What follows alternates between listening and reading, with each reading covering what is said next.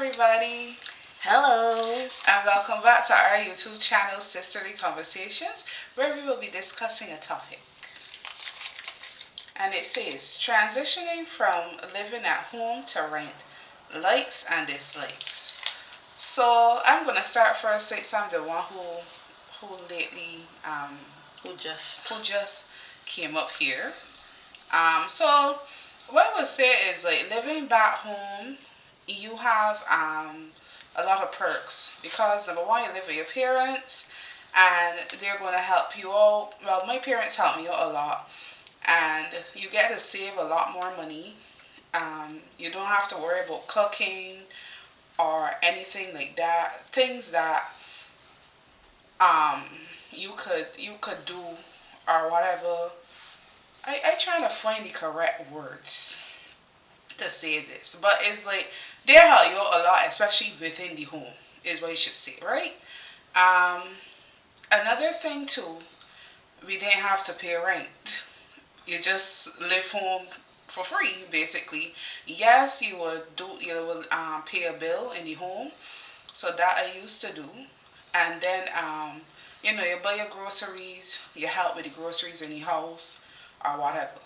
But yeah, so up here now, for me, it was a huge transition because one, you gotta pay rent, and two is like you gotta do everything for yourself now. You don't really got no helper. Like how your parents will do certain things for you, and you might tell yourself, alright, get home and wash my clothes, and then the parents got the clothes on the line. Like up here, you can't. If you say you're gonna wash your clothes, you got to wash it. You know what I'm saying?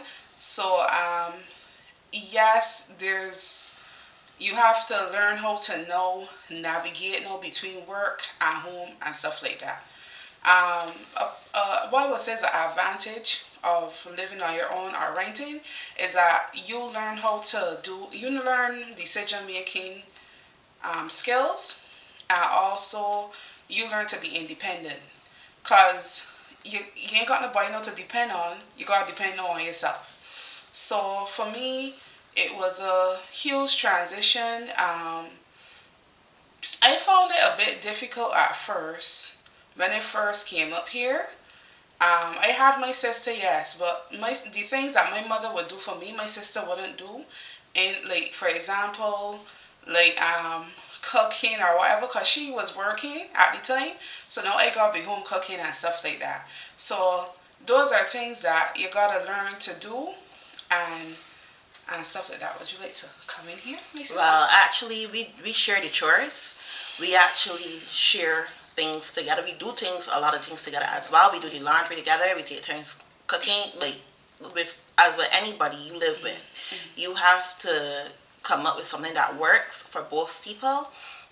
Because you're living with another person, you obviously people have different personalities, different things they will do, different things they like to do, whatever. So we kind of we I wouldn't really say we talked about it too much, but obviously like it was something that you have things to do, and you have and we share it because we've transitioned where one of us was working at a time or both of us were working at a time, and then obviously you have to, and then we have school as well, all these different things, so we have to make it work. And I mean, we're sisters, but when you think about a relationship too, um, you have to make it work the same way. Like I always say, if you're in a relationship, a marriage, whatever, you have to make it work whereby you split the chores. If both people are working outside the home, I think is a conversation that definitely has to be had, where you decide who's gonna do what chore, and who's paying what bill, and if both people are working, you both put both split things. If one person is working, then obviously I am a personal believer that if one person is working at a time, the other person have to or should take on more of the household stuff, and vice versa. So yeah, I've been in positions where I've lived with people. When I say people, mostly like either my ex-husband are my sister, and obviously, you have to make it work because you're dealing with different people, different personalities, and you want it to like go a certain way, right? And then, but let me just go back to the question now. So obviously I left home at a very early age. Tony talked about living home and paying a bill. I actually didn't pay a bill when I was living home with my parents because I left so early.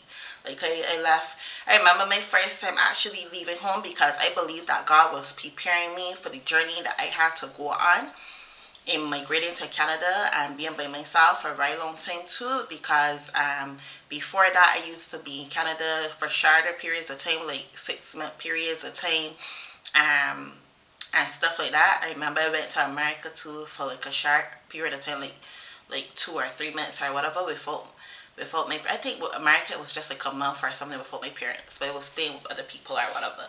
But then like with Canada now, there were times that I stayed when I was like 16, 17 years old. I remember this one time I went to Six Farm, and then I took a break from Six Farm and went and lived in Canada by myself for like a couple of months, and then I came back. I went back to Six Farm.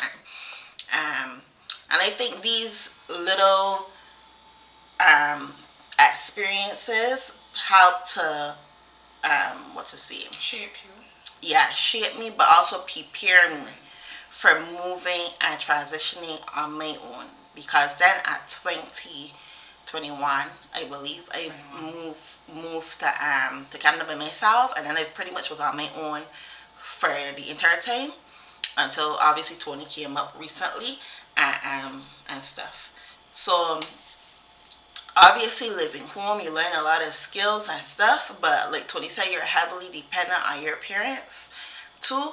And when you are pushed to live by yourself, then you, like she said, you become very independent.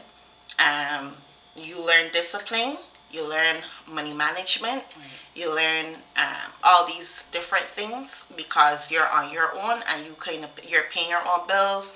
You're doing whatever you gotta do, and so you have to. It's like a survival of the fittest situation. Like you gotta survive. I mean, if I was ever in a situation where I needed financial assistance from my parents, I know they would have been there. I just was never really in that position. I always had it covered in that way. Like, I was very independent and a go getter, and I kind of just always did what I had to do. So I never had to actually depend on my parents financially or anything like that. If anything, the dependence came more so verbally and emotionally, because anybody that know my story would know that there were times when it was very rough, not financially, but being alone or dealing with immigration or whatever other issues I was dealing with, health issues, whatever. And then I was able to talk to my parents. They were able to give me the Advice. yeah, but not only advice, but they were able to give me like comfort. They were able to give me emotional support. They were able to like push me to continue going. Cause sometimes you need that push. Sometimes you feel like that you want to give up, but you just need to hear don't give up. You need to hear it look bleak now, or it look hard now, or whatever, rough now, but there's light at the end of the tunnel, right? So my parents were always these people that were always, encouraging me, supporting me, and whatever I needed in that sense of the term, they were always there for me in that. So for me, I wouldn't say that I really had an issue living on my own because I did it from such an early age, and like I said, I had that start too even before living on my own, like solely living on my own. Like I had like little experiences where I was gone for like 3 months, 6 months, whatever. And that helped also to put me in a position. And I did it from, like I said, I did it from a very early age. Because there are some parents that like to shelter their children. Like they like to huddle their children. My parents were never like that. Can you imagine at 16, 17, 18 years old, your parents like go, like that was my parents. They I don't know, they always was willing to like let you go if you, but also there if you needed to return. So if I needed to come back home, there were open arms, but they had no problems also letting me go.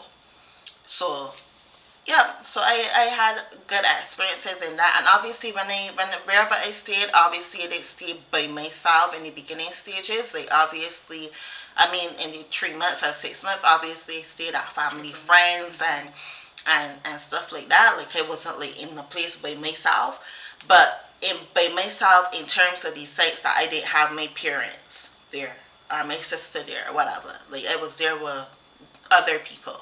But then when I actually moved to Canada now for school for in 2013, then I was by myself, and of course my mother came and helped me to transition, but then she left, right? So yeah, I had it early, so it wasn't a case where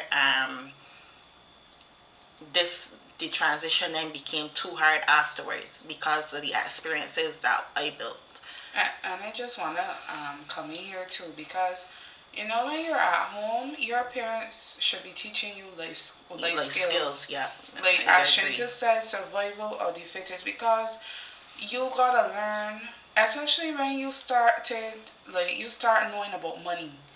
We Mm-hmm. started with money early because we Mm-hmm. had our own businesses and our business with the coconuts. Mm-hmm. We would work with my dad, cleaning cars and stuff like that. Mm-hmm. So we always learned, especially about money.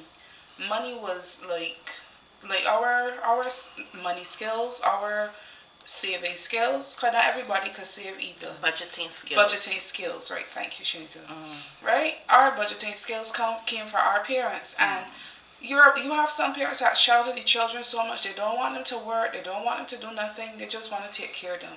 And that's not how it's going to be because let's face it, you're going to want a partner, and you're going to want to live with them or whatever. And then when you get with the partner now, how you going to know these skills? You know? And there's some parents that are the opposite. Right. They don't shelter their children, or they just leave them out there to fend for themselves, and that's also not good. Mm-hmm. Like you want your children to know that I'm here.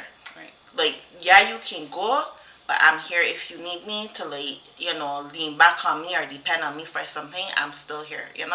So you want a balance. Yeah. You want a balance, and we like Tony said, we had that balance, and we had an early introduction because my parents are self-employed. We had that early introduction to finances and to learning about money, to learning about decision making skills. Yeah. Mm-hmm. So even in terms of like of us having our own little coconut business or whatever, that helped us to deal with money here when we were dealing with in terms of paying bills or saving what we need to save or whatever. We Even learned even in some terms skills. of the coconut business, I remember the times when my mother would tell us, because we would think that when the coconut water sell, the money's ours, not knowing that there are people behind the Scenes. scenes Mhm. getting us the coconuts. So Mhm. my mom told us straight, we gotta pay for the picker, we gotta pay for gas, Mhm. and Mhm. all of that. But that's another video. Well, that's another video. But Okay. but we but had to reinvest. right. You had to reinvest because, and not only that, you had to like pay back people. Obviously, it's just not a case where you selling the money is yours. You have like Tony say, you had to like return. You had to get back the stock, whatever, whatever. But yeah. So But I think we went really off course from the question. But what was his your likes about no living on your own or renting or whatever? so my likes about living on my own is that I'm independent. Mm-hmm. I've always been independent. I've always had to do it on my own. Like I said, I've been here since I was 21. I'm now 33. So, she's old. So, I literally have, think about 21 to 33, like all of my young adulthood, I've been on my own. Like, when I needed my parents to come up, they would come up. If I need my sister to come up, because there were times even before she moved here permanently that she came up here too for 6 months, and she stayed with me for 6 month periods and stuff. Because living on your own, you need your family. Yeah. You need somebody that you recognize, and especially you're not just living on your own. You're living on your own in a total different country. Yeah. You're like away from family, whatever your way of life, all that stuff. You transition from one country to another country. So basically, you need that support. Like that support is vital. Yeah. So for me, my likes is that I became independent as a result of that, and also I learned how to deal with finances and stuff like that. I also learned how to have life skills, as Tony said, life skills in the home, outside of the home. A lot of things I had to learn on my own. Um, even well, I like to be fair. I like to be fair. Even in terms of like putting gas in the car, I watched a YouTube video when I first wanted to put gas in my car. Couple like that was a few years ago or whatever. Um, because all along my ex would have done he would have put the gas in the car. I think I probably like maybe did it once or twice, but of course I didn't remember because he was more the driver. I was more the passenger. I was the rider, you know. Like I would always be the one in the passenger seat for the most part. So when it got to the point now where I needed to like put the gas in the car, I couldn't remember. So I had to pull up a YouTube video, which I thank God for YouTube, because there's so many things you learn that you sometimes you don't even know, right? Like I had to pull up a YouTube video and learn how to put the gas in the car, and I went to the gas station and I followed just what the person on the YouTube video said, and I got it done. So you learn like skills and all that stuff. You learn how to navigate situations. I'm very grateful for the opportunity I had. I would encourage anybody to step out your comfort zone. It also, that's another big point. Right. It also allows you to step out of your comfort zone, because when you live home, that's your comfort zone. Yeah. You don't know nothing else. That's where you've been from the time. For most people, that's where you've been for the time you were born. That's around the people that you've been for the time you were born. Here, when you come to Canada or anywhere else that that's not your home, you might be introduced to a different way of life. You're introduced to different cultures, different people, whatever. It's different from what you know. You know, so. And then it pushes you also. It also pushes your socialization skills too. Because you back home we have our friends, and their cultural beliefs are going. Most of us cultural beliefs are the same, right? Yeah. But when you come up here now and you meet a bunch of people from all walks of life, you don't know anything about their culture or whatever. Sometimes you don't even know their language. It's like you gotta now learn to adapt to your new environment, because not everybody's gonna think the way you think, and not everybody's gonna have the same cultural beliefs as you. So that's one of my likes too, the socialization aspect, and also learning how to critically think, not only on the job but in life. Point. That's a great point. Yes. Hey, Brian. Hey, And even like where we live, like we have all types of people as our neighbors. Like we have people that are from different backgrounds, different ethnicities, different races, and my neighbors are really nice. They have, even like when we have things like it's just the two of us as ladies or whatever, and even things like shoveling the snow, right? And we have like the males in our building or whatever, black, white, Spanish, whatever. They come and they start Indian, whatever, and they come and they start to help us shovel the snow. They see us, they help us, and everybody's very helpful. Everybody's very pleasant for the most part. I've never had any issues with my neighbors. I've lived in where I live for a long time, and so all of this we wouldn't have that experience if we were still back home. Right.